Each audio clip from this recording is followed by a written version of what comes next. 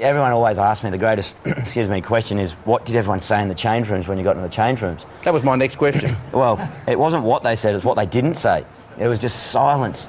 And then Ricky came up and sat down. Well, Ricky went in after I got out, and I thought, we'll be right here. I haven't really caused any drama. You know, Ricky will score 100 and we'll be right. And then he was out within about 10 balls, and he's sitting next to me. He said, "Didn't you see the umpire give you not out?" And I said, "Yeah, I did." And that was the wrong answer too, because then there's another 10 minutes of silence. But we all have various ways we go about things in life and in sport. Yeah. The walking incident becomes the subject of so much debate around the world in pubs and clubs everywhere, and it seems almost everyone has an opinion.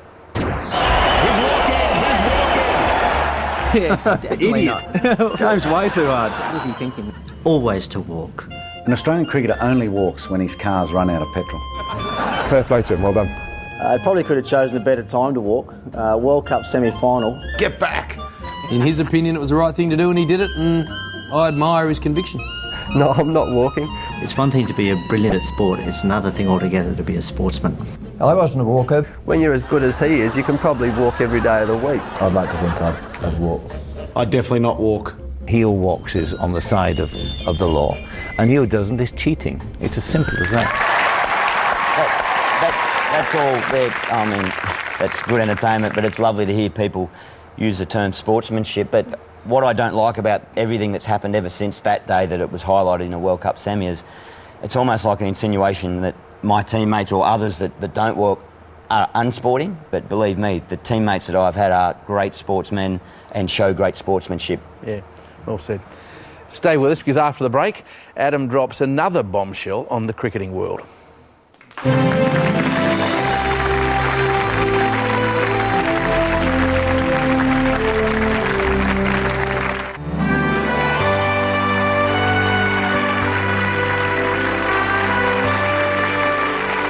Thanks for joining us as we continue our tribute to Adam Gilchrist. Adam, your career is full of so many milestones. In 2004, you are appointed skipper.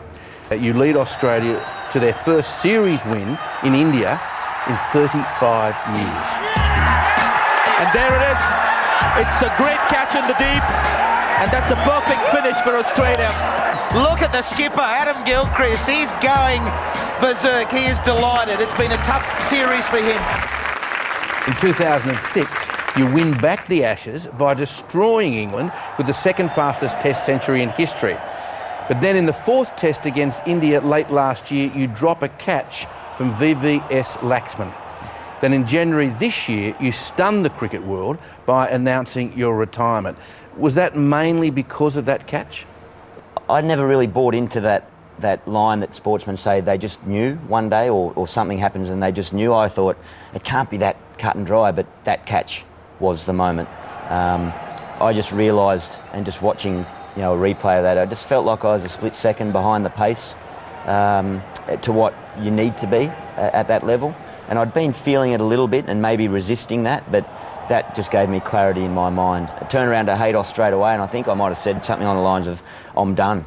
Your announcement to retire surprises not only those just in cricket, but those who live it. Fans like High Five member Charlie Delaney and Wiggle Greg Page. Hot potato, hot potato. Hot potato, hot potato. Fire in the air, let's do it together. How you doing? Yeah, good.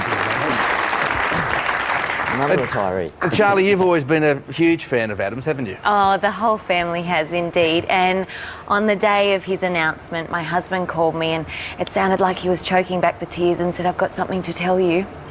Gilly's retired." And then it was later reported in the paper that I've actually left High Five because Gilly's left cricket. It was out there. I have to tell you the truth. I decided a year beforehand, but what I was misquoted in saying is it was my last performance day with High Five in Perth on your last day, and your retirement speech has inspired me so much to have such a great last day. And I've always loved watching Gilly on the field. I think he's got a charm about him. You're like a larrikin, but also such a good role model, which is so important. And you're the world's best cricket player, And you're ours. So congratulations, Adam. Very kind words, thank you. I'm glad to hear that I wasn't the reason why you pulled out, because now my daughter will stop harassing me and blaming me for breaking up high five. Greg, you actually met Adam at the cricket, didn't you? Yeah, I'm a big cricket fan, and you know, I guess because of the fact I was in the Wiggles, it kind of got me into the dressing room to meet some of the players, which was a huge thrill for me. The players that have kids would come and say good day to me, and Gilly, of course, would always come and have a chat, and we struck up a bit of a friendship over the years. But the thing that hit me about Gilly, not only is he like the most spectacular batsman to ever grace the cricket arena, he's the most dedicated family man that I've ever known. You know, every conversation that we always had, he'd always talk about how much he missed the kids and Mel while he was away on tour. And for myself too, I know that being away from your family is very hard, so we kind of had that in common. But yeah, Gilly's a top bloke and top cricketer as well, so he's an all-round good guy. Yeah. And these next three that are about to come out, Adam, are your three biggest fans in the whole wide world. Ladies and gentlemen, would you please welcome Harry, Annie and Archie Gilchrist.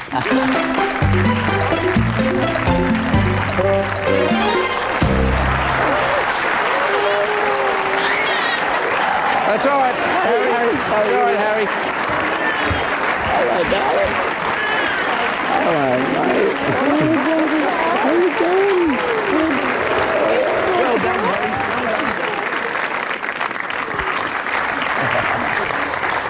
Harry. Pleased with that. We should explain, ladies and gentlemen, that during rehearsals today, Mel said this will be the first time that Adam's seen Archie walk. And Harry's going to walk him out. But it didn't quite work that way, did it? No, he walked last night for the first time. For the first time. Harry, do you think you might play cricket like Dad one day? No, I'm going to play soccer. Soccer?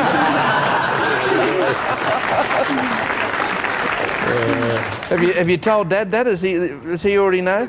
Yeah, I'm happy with that. Yeah, of course, yeah. And Annie, you sort of play games with Daddy, don't you? What do you do? I do wrestle. Oh, you wrestle, do you? And who's the best wrestler? Harry. Oh, Harry. It's wonderful that you're now back with them. I mean, you won't be travelling 10 months a year or whatever it was. You know, No, that's and that. So obviously, you know, was a huge part of my decision-making process there, or our decision-making process. And yeah, I'm really looking forward to this new life, new part of life. Yeah, wonderful. We'll stay there because straight after the break, we're going to see a very different side to Adam Gilchrist.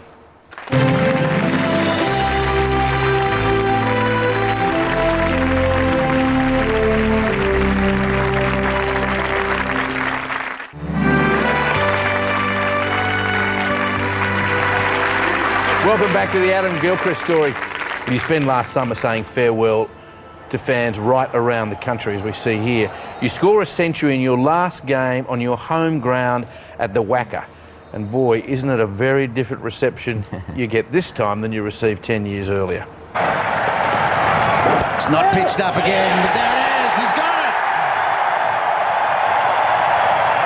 It's one of those things you could never dream of. The last time at your home ground, and you turn it on like this. What an amazing performance yet again from a great player.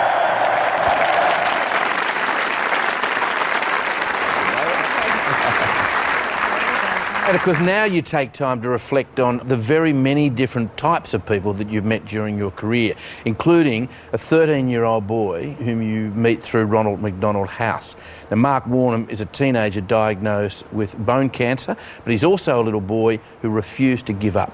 Life hasn't been a barrel of laughs for the teenager from Tenderton, enduring a roller coaster of chemotherapy treatments for a bone cancer he's yet to beat. But today, Mark was flying high. Just don't let it get you down, just keep trying to do things, keep having fun. During a tour of India in 2004, you're told Mark's fight with cancer is almost lost.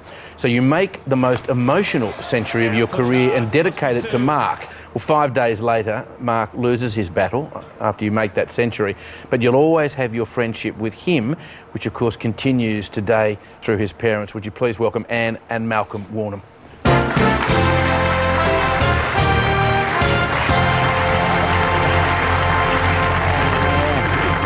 You're a long way from home. See you, buddy.